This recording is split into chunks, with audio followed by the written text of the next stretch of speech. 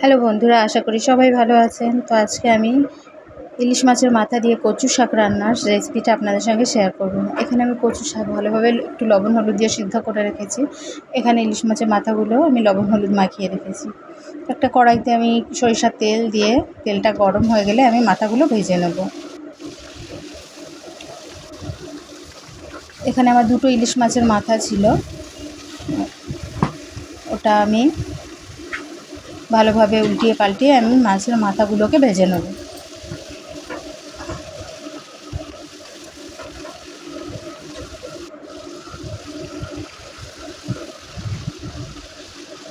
আমার মাছের মাথাগুলো প্রায় ভাজা হয়ে গেছে। তো আমি একটি পাত্রে মাছের মাথাগুলোকে তুলে নেব। মাছের মাথাগুলোকে তুলে নিয়েছি। ওই তেলের মধ্যেই আমি দুটো তেজপাতা, কালো জিরে আর শুকনো লঙ্কা ফোড়ন দিয়ে একটু নাড়াচাড়া করে নিয়ে ওর মধ্যে 1 চামচ আমি আদা রসুন বাটা দিয়ে দেবো। দিয়ে আমি ভালোভাবে এইভাবে একটু নাড়াচাড়া করে আদা রসুনের গন্ধটা চলে গেলে ওর মধ্যে আমি লবণ, হলুদ, ধনে গুঁড়ো, জিরে গুঁড়ো আর শুকনো লঙ্কার গুঁড়ো আমি দিয়ে আবার একটু নাড়াচাড়া করে নেব।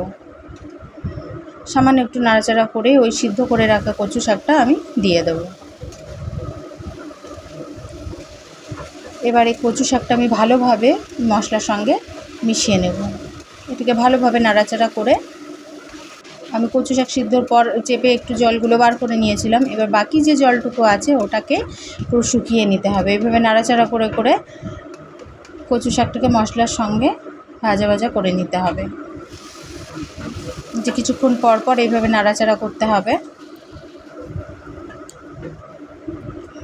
এবার কিছুক্ষণ নাড়াচাড়া করে একটু ভাজা ভাজা হয়ে গেলে মাছের মাথাগুলো আমি কচু শাকের মধ্যে দিয়ে দিয়েছি। এবার একটু খুন্তির সাহায্যে এইভাবে একটু ভেঙে দেব।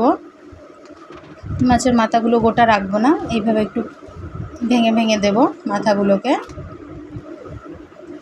এইভাবে ভেঙে দিলে তাহলেই কচু শাকটা ঠিক মানে দারুণ টেস্ট আসবে। হ্যাঁ, এইভাবে নেড়ে চেড়ে মিশিয়ে নেব। এবার আমি ঢাকা দিয়ে 5 মিনিট মানে এটাকে রেখে দেবো। এবার মাথার সঙ্গে কচু শাকটা একটু মজে যাবে। তারপর ঢাকা খুলে আমি আবার একটু নাড়াচাড়া করে নেব। নাড়াচাড়া করে দিয়ে আবারও আমি ঢেকে দেব। ঢাকা দিয়ে আবারও আমি মিডিয়াম ফ্লেমে 5 মিনিট রেখে দিয়েছিলাম। তারপর ঢাকা খুলে এইভাবে নাড়াচাড়া করে নেব। এর মধ্যে আমি 1/2 চামচ মতো চিনি আমি অ্যাড করে দিয়েছি।